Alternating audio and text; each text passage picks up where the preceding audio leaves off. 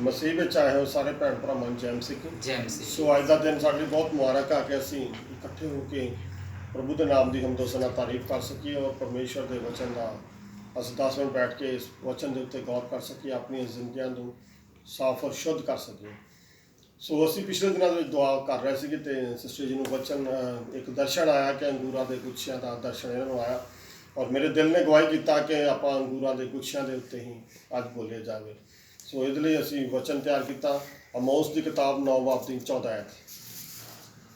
ਤਾਂ ਮੈਂ ਆਪਣੀ ਪ੍ਰਜਾ ਇਸਰਾਇਲ ਦੀ ਅਸੀਰੀ ਨੂੰ ਮੁਕਾ ਦਿਆਂਗਾ।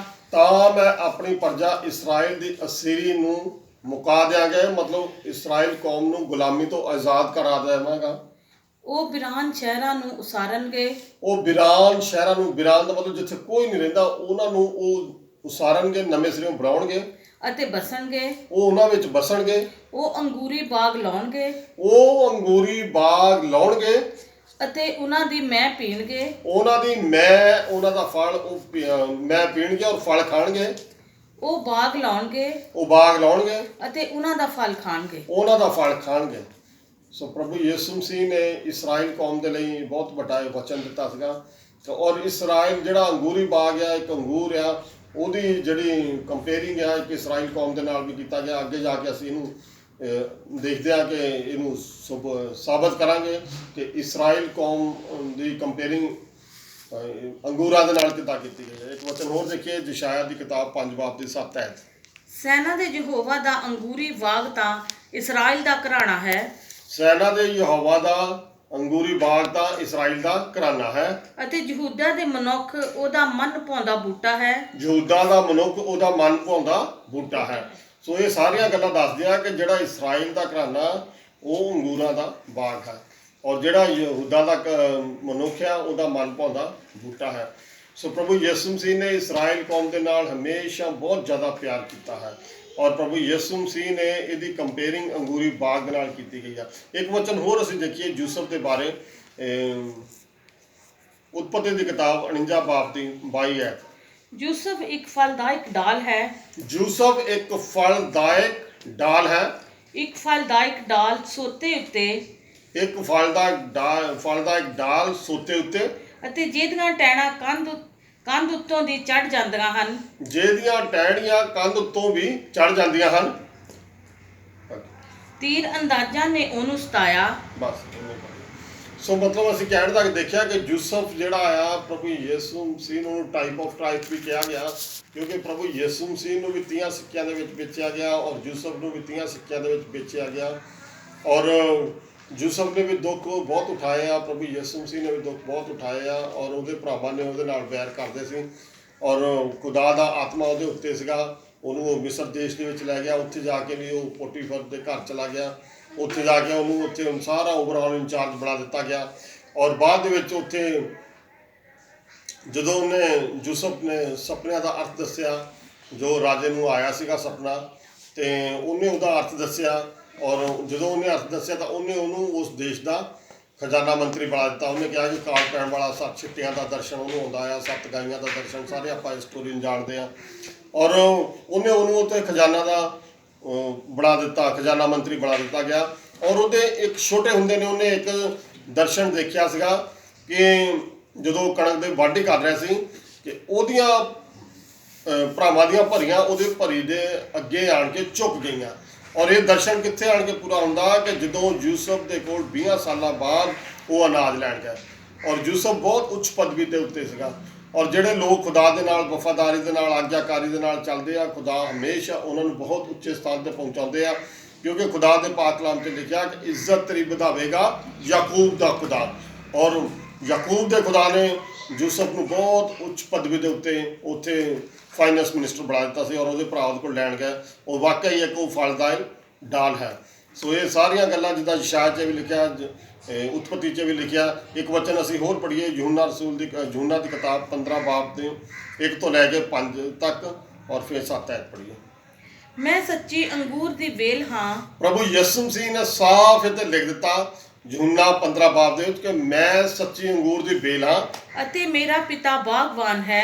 ਮੇਰਾ ਪਿਤਾ ਬਾਗਬਾਨ ਹੈ, ਮਤਲਬ ਉਹ ਬਾਗ ਦਾ ਮਾਲੀ, ਉਹ ਬਾਗ ਦਾ ਮਾਲਕ ਹੈ। ਹਾਂਜੀ, ਹਰੇਕ ਟਾਹਣੀ ਜਿਹੜੀ ਮੇਰੇ ਵਿੱਚ ਹੈ ਹਰ ਇੱਕ ਟਹਿਣੀ ਜੋ ਪ੍ਰਭੂ ਯਿਸੂ ਮਸੀਹ ਦੇ ਵਿੱਚ ਹੈ ਔਰ ਫਲ ਨਹੀਂ ਦਿੰਦੀ, ਉਹ ਫਲ ਨਹੀਂ ਦਿੰਦੀ, ਉਹ ਉਸ ਨੂੰ ਲਾ ਸੁੱਟਦਾ ਹੈ। ਉਹ ਉਸ ਨੂੰ ਕੱਟ ਕੇ ਪਰਾਂ ਲਾ ਸੁੱਟਦਾ ਹੈ। ਅਤੇ ਹਰੇਕ ਜੋ ਫਲ ਦਿੰਦੀ ਹੈ ਹਰ ਇੱਕ ਟਹਿਣੀ ਜੋ ਫਲ ਦਿੰਦੀ ਹੈ ਉਹ ਉਸ ਨੂੰ ਛਾਂਗਦਾ ਹੈ, ਉਹ ਉਸ ਨੂੰ ਛਾਂਗਦਾ ਹੈ ਤਾਂ ਜੋ ਹੋਰ ਵੀ ਫਲ ਦੇਵੇ। ਤਾਂ ਜੋ ਹੋਰ ਵੀ ਫਲ ਦੇਵੇ, ਕਿਉਂਕਿ ਉਸ ਨੂੰ ਗੋਡੀ ਕਰਦਾ ਹੈ, ਉਹਨੂੰ ਸਮੇਂ ਸਿਰ ਪਾਣੀ ਦਿੰਦਾ, ਫਸਲ ਵੀ ਦਿੰਦਾ, ਹੋਰ ਵੀ ਜੇ ਉਹਨੂੰ ਕਿਸੇ ਚੀਜ਼ ਦੀ ਲੋੜ ਹੈ ਤਾਂ ਉਹ ਵੀ ਉਹਦੇ ਉੱਤੇ ਉਹ ਕਰਦਾ ਆ।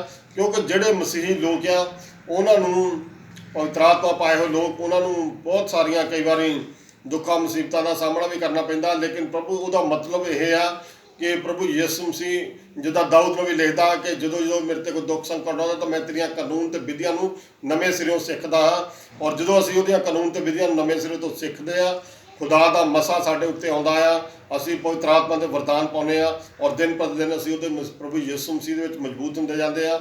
ਔਰ ਪ੍ਰਭੂ ਯਿਸੂ ਮਸੀਹ ਦੇ ਜਿਹੜੇ ਵਰਦਾਨ ਆ, ਪਵਿੱਤਰ ਆਤਮਾ ਦਾ ਦਾਨ ਆ, ਪਵਿੱਤਰ ਆਤਮਾ ਦੇ ਵਰਦਾਨ ਆ, ਉਹ ਸਾਨੂੰ ਹੋਰ ਮਿਲੀ ਜਾਂਦੇ ਆ।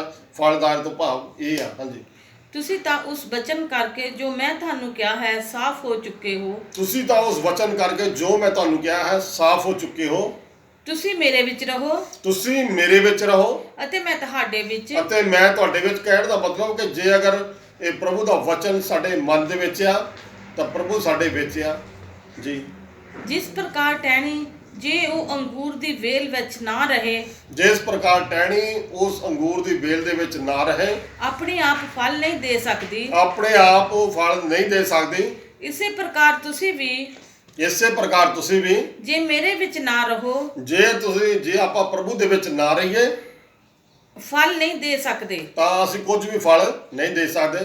ਅੰਗੂਰ ਦੀ ਬੇਲ ਮੈਂ ਹਾਂ, ਅੰਗੂਰ ਦੀ ਬੇਲ ਪ੍ਰਭੂ ਯਿਸੂ ਹੈ। ਪ੍ਰਭੂ ਯਿਸੂ ਮਸੀਹ ਕਹਿ ਰਿਹਾ ਵੀ ਅੰਗੂਰ ਦੀ ਬੇਲ ਮੈਂ ਹਾਂ, ਤੁਸੀਂ ਮੇਰੀਆਂ ਟਾਹਣੀਆਂ ਹੋ। ਤੁਸੀਂ ਮੇਰੀਆਂ ਟਾਹਣੀਆਂ ਹੋ। ਗਾਣਾ ਅਸੀਂ ਬਹੁਤ ਚੰਗੇ ਤਰੀਕੇ ਨਾਲ ਸੁਣਿਆ। ਹਾਂਜੀ, ਜੋ ਮੇਰੇ ਵਿੱਚ ਰਹਿੰਦਾ ਹੈ ਜੋ ਪ੍ਰਭੂ ਯਿਸੂ ਮਸੀਹ ਦੇ ਵਿੱਚ ਰਹਿੰਦਾ ਹੈ ਅਤੇ ਮੈਂ ਉਸ ਵਿੱਚ ਸੋਈ ਬਹੁਤਾ ਫਲ ਦਿੰਦਾ ਹੈ। ਉਹ ਪ੍ਰਭੂ ਯਿਸੂ ਮਸੀਹ ਉਹਨੂੰ ਜ਼ਿਆਦਾ ਫਲ ਦਿੰਦਾ ਹੈ।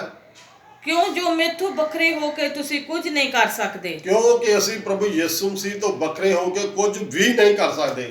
ਜੇ ਤੁਸੀਂ ਮੇਰੇ ਵਿੱਚ ਰਹੋ ਜੇ ਅਸੀਂ ਆਪਾਂ ਪ੍ਰਭੂ ਦੇ ਵਿੱਚ ਰਹੀਏ ਅਤੇ ਮੇਰੀਆਂ ਗੱਲਾਂ ਤੁਹਾਡੇ ਵਿੱਚ ਰਹਿਣ, ਮੇਰੀਆਂ ਗੱਲਾਂ ਤੁਹਾਡੇ ਵਿੱਚ ਰਹਿਣ, ਤਾਂ ਜੋ ਚਾਹੋ ਮੰਗੋ ਤਾਂ ਜੋ ਤੁਸੀਂ ਚਾਹੋ ਉਹ ਮੰਗੋ ਅਤੇ ਉਹ ਤੁਹਾਡੇ ਲਈ ਹੋ ਜਾਵੇਗਾ। ਉਹ ਤੁਹਾਡੇ ਲਈ ਹੋ ਜਾਵੇਗਾ। ਸੋ ਮਤਲਬ ਕਹਿਣ ਦਾ ਕਿ ਜਦੋਂ ਅਸੀਂ ਪ੍ਰਭੂ ਯਿਸੂ ਮਸੀਹ ਦੇ ਵਿੱਚ ਆ ਔਰ ਪ੍ਰਭੂ ਦੇ ਵਚਨ ਸਾਡੇ ਵਿੱਚ ਆ, ਜੋ ਕੁਝ ਅਸੀਂ ਪ੍ਰਭੂ ਕੋਲੋਂ ਮੰਗਾਂਗੇ ਪ੍ਰਭੂ ਯਿਸੂ ਮਸੀਹ ਸਾਨੂੰ ਉਹ ਹੀ ਦਊਗਾ। ਸੋ ਇਹ ਖੁਦਾ ਦਾ ਪਾਕ ਵਚਨ ਆ। ਇਹ ਅੰਗੂਰੀ ਬੇਲ ਦਾ ਜਸਟੀਫਿਕੇਸ਼ਨ ਹੈ, ਐਕਸਪਲੇਨੇਸ਼ਨ। ਇੱਕ ਵਚਨ ਹੋਰ ਪੜ੍ਹੀਏ, 14 ਪ੍ਰਕਾਸ਼ ਦੀ ਪੋਥੀ 14 ਬਾਬ ਦੀ 18 ਆਇਤ। ਇੱਕ ਹੋਰ ਦੂਤ ਜਿਹਨੂੰ ਅੱਗ ਉੱਤੇ ਇਖਤਿਆਰ ਹੈ, ਜਿਹਨੂੰ ਅੱਗ ਦੇ ਉੱਤੇ ਅਖਤਿਆਰ ਹੈ, ਜਗਵੇਦੀ ਵਿੱਚੋਂ ਨਿਕਲਿਆ, ਉਹ ਜਗਵੇਦੀ ਵਿੱਚੋਂ ਨਿਕਲਿਆ ਅਤੇ ਉਹਨੇ ਉੱਚੀ ਦੇ ਕੇ ਉਸ ਨੂੰ ਜਿਹਦੇ ਕੋਲ ਤਿੱਖੀ ਦਾਤੀ ਸੀ, ਉੱਚੀ ਦੇ ਕੇ ਉਸ ਨੂੰ ਆਖਿਆ ਜਿਹਦੇ ਕੋਲ ਤਿੱਖੀ ਦਾਤੀ ਸੀ, ਆਖਿਆ ਭਾਈ ਆਪਣੀ ਤਿੱਖੀ ਦਾਤੀ ਨੂੰ ਫੇਰ ਧਰਤੀ ਦੇ ਅੰਗੂਰੀ ਬੇਲ ਦੇ ਗੁੱਛਿਆਂ ਨੂੰ ਵੱਢ ਲੈ। ਆਪਣੀ ਤਿੱਖੀ ਦਾਤੀ ਨਾਲ ਅੰਗੂਰ ਦੇ ਗੁੱਛਿਆਂ ਨੂੰ ਵੱਢ ਲੈ, ਕਿਉਂ ਜੋ ਉਹਦੇ ਅੰਗੂਰ ਡਾਢੇ ਪੱਕ ਚੁੱਕੇ ਹਨ। ਕਿਉਂਕਿ ਉਹਦੇ ਅੰਗੂਰ ਡਾਢੇ ਪੱਕ ਚੁੱਕੇ ਹਨ। ਸੋ ਪ੍ਰਭੂ ਯਿਸੂ ਮਸੀਹ ਦਾ ਵਚਨ ਕਹਿੰਦਾ, ਮਤੀ ਰਸੂਲ ਦੇ ਵਿੱਚ ਕਿਹਾ ਗਿਆ ਕਿ ਫਸਲ ਤਿਆਰ ਹੋ ਚੁੱਕੀ ਆ, ਫਸਲ ਪੱਕ ਚੁੱਕੀ ਆ, ਲੇਕਿਨ ਵਾਢੇ ਬਹੁਤ ਘੱਟ ਆ। ਅਜ਼ੀਜ਼ੋ, ਅੱਜ ਸਾਨੂੰ ਔਰ ਤੁਹਾਨੂੰ ਜ਼ਰੂਰਤ ਆ ਕਿ ਅਸੀਂ ਪ੍ਰਭੂ ਯਿਸੂ ਮਸੀਹ ਦੇ ਵਿੱਚ ਸੰਪੂਰਨ ਤੌਰ ਤੇ ਆ ਜਾਈਏ ਔਰ ਆਪਣਾ ਰੂਹ ਜਿਸਮ ਜਾਨ ਪ੍ਰਭੂ ਯਿਸੂ ਮਸੀਹ ਦੇ ਹੱਥਾਂ ਵਿੱਚ ਦੇ ਦਈਏ, ਤਾਂ ਜੋ ਅਸੀਂ ਪ੍ਰਭੂ ਯਿਸੂ ਮਸੀਹ ਦੇ ਵਿੱਚ ਇੱਕ ਨਵੀਂ ਪੱਕੀ ਹੋਈ ਫਸਲ ਬਣ ਜਾਈਏ ਔਰ ਅਸੀਂ ਉਹਦੇ ਉਹ ਅੰਗੂਰਾਂ ਦੀ ਤਰ੍ਹਾਂ, ਅੰਗੂਰਾਂ ਦੇ ਗੁੱਛਿਆਂ ਦੀ ਤਰ੍ਹਾਂ ਪ੍ਰਭੂ ਯਿਸੂ ਮਸੀਹ ਦੇ ਨਾਲ ਬਣੇ ਰਹੀਏ। ਔਰ ਇਹੀ ਚੀਜ਼ ਸਾਨੂੰ ਬਚਾ ਸਕਦੀ, ਇਹੀ ਚੀਜ਼ ਸਾਨੂੰ ਸਵਰਗ ਰਾਜ ਦੇ ਵਿੱਚ ਲਿਜਾ ਸਕਦੀ। ਨਹੀਂ ਤਾਂ ਜਿਹੋ ਜਿਹਾ ਹਾਲਾਤ ਚੱਲ ਰਹੇ ਆ, ਪ੍ਰਭੂ ਯਿਸੂ ਮਸੀਹ ਤੋਂ ਬਿਨਾਂ ਅਸੀਂ ਕੁਝ ਨਹੀਂ ਕਰ ਸਕਦੇ। ਇਹਨਾਂ ਹਾਲਾਤਾਂ ਦੇ ਵਿੱਚ ਅਸੀਂ ਪ੍ਰਭੂ ਯਿਸੂ ਮਸੀਹ ਤੋਂ ਬਿਨਾਂ ਬਚ ਹੀ ਨਹੀਂ ਸਕਦੇ।